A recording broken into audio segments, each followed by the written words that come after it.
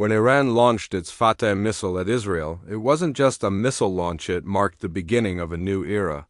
This missile, known as the Fateh 110 or its advanced version Fateh 313, is a crucial part of Iran's missile program. It is not merely a projectile. It is a political and military statement. When the missile flew toward Israeli territory, the world once again felt the tension that constantly hangs over the Middle East.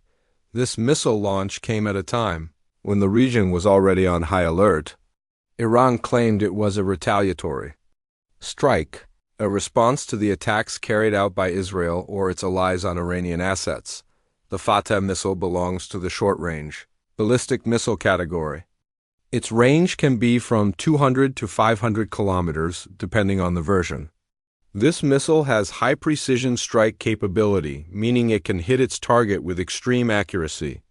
It is guided by an inertial navigation system along with GPS, and some variants even use electro-optical terminal guidance. When its warhead, which carries a 500 kilograms high-explosive payload, hits a city or a military facility, the impact is not just physical, it has psychological effects as well. This time, too, when the missile hit Israeli territory, it shook not just the buildings, but the morale of the people. When the missile hit its target, the first reports came from the southern district of Israel. There was a military depot there storing fuel and ammunition. The missile caused a massive explosion that could be heard kilometers away. Israel's Iron Dome intercepted some missiles, but others slipped through and hit their targets precisely. The ones that got through created scenes of destruction. People fled their homes and rushed into bunkers. Firefighting teams took hours to extinguish the flames. Some buildings burned to the ground. Although Israeli officials initially tried to downplay the damage, independent sources confirmed that both civilian and military infrastructure had suffered significant harm. Another important aspect was the carefully chosen timing of the missile strike. It happened in the morning when people were commuting or schools were opening. This timing showed that the strike's aim was not limited to military targets, but intended to create a broader psychological impact.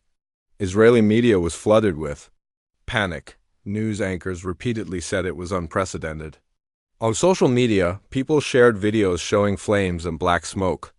News outlets around the world covered it as breaking news. Iran's response stated that this missile was a reply to the attacks on Iranian positions in Syria. Iran said if attempts are made to kill their people, they will not remain silent. Their stance was that their missile program is purely defensive, but when needed, these missiles become offensive. Iran's IRGC took responsibility for the strike and called it just a trailer. They warned that any future aggression would be met with even more devastating responses. Israeli defense experts pointed out that the most dangerous thing about the Fateh missiles is their speed and precision. These missiles descend so quickly that radar systems must stay constantly alert. If the missile is not intercepted in time, the consequences can be severe. After this strike, Israel decided to strengthen its northern and southern defense grids. Reserve forces were placed on alert. Drills were conducted in schools and hospitals. People were advised to head to bomb shelters when sirens went off. The international reaction was intense. The United States immediately offered support to Israel. Some members of the U.S. Congress said that if Iran continued these kinds of attacks, military action against Iran could be considered. Russia maintained a neutral stance, urging both sides to show restraint. China also expressed concern but did not assign direct blame. The United Nations held an emergency meeting where both sides presented their positions. Israel claimed the strike violated its sovereignty. Iran said it was an act of self-defense. Other Middle Eastern countries closely monitored the situation. Nations like the UAE and Saudi Arabia expressed concern but did not take a military stance. However, Jordan and Lebanon temporarily suspended their airspace. Even oil markets were affected. Crude oil prices spiked suddenly. Investors panicked and withdrew some assets. All of this proved that a missile strike is not just a local issue, it has global repercussions. Social media debates erupted over the strike. Some people justified Iran's action, while others labeled it as terrorism. Hashtags like hashtag Fateh missile, hashtag Iran strike, hashtag Israel under attack, and hashtag Middle East war began trending. Videos of Israeli civilians rushing to shelters went viral. Iranian media also showed footage of the missile launch with IRGC members celebrating. Propaganda flowed from both sides. This narrative warfare is no longer confined to bombs. It's also being fought in the digital realm. One unique feature of the Fateh missile is that it is roadmobile, meaning Iran can launch it from virtually anywhere without the need for an airbase. This flexibility gives Iran a strategic edge. The missile's warhead can also be a fragmentation type, which scatters shrapnel and causes wide-area destruction. When the missile was launched at Israel, experts immediately began analyzing its flight path, range, and impact angle. Satellite imagery confirmed the missile hit its target accurately. This analysis served as a warning to Israel that Iran's missile capabilities are growing following the strike. There was a stir in the political arena as well. The Israeli Prime Minister called an emergency cabinet meeting. Opposition leaders criticized the ruling party for underestimating the Iranian threat. Inside Iran, the strike was portrayed as a source of national pride. Public rallies featured people waving posters of the Fateh missile. Iranian state media highlighted the event as a military success.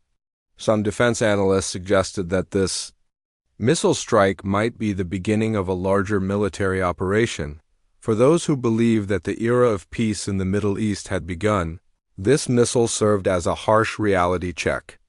It proved that as long as territorial disputes, religious conflicts, and strategic rivalries remain unresolved, such strikes will continue.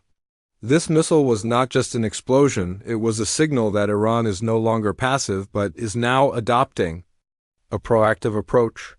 Previously, Iran operated through its proxies, but now, launching missiles directly is a sign of a new game plan. The response from Israeli civilians was mixed. Some were so frightened that they started preparing to relocate. Others criticized government policies that they believed led to this day. Hospitals declared emergencies. Ambulance services operated on double shifts. Firefighting units said they had never seen such a large blaze. Security experts noted that if the missile had struck a densely populated area, the casualties would have been much higher. After the missile strike, Iran put its defense units on high alert. Border surveillance and drone activity increased. These were clear signs that Iran was prepared for any retaliatory strikes. IRGC commanders declared that if Israel showed aggression again, the next missiles would not be mere warnings. They would aim to destroy entire infrastructure systems. This kind of dialogue signaled a terrifying future for the international community. Global leaders appealed for both nations to show restraint. But the reality on the ground showed that the situation was headed toward escalation. One more missile, one more airstrike, and then a chain reaction.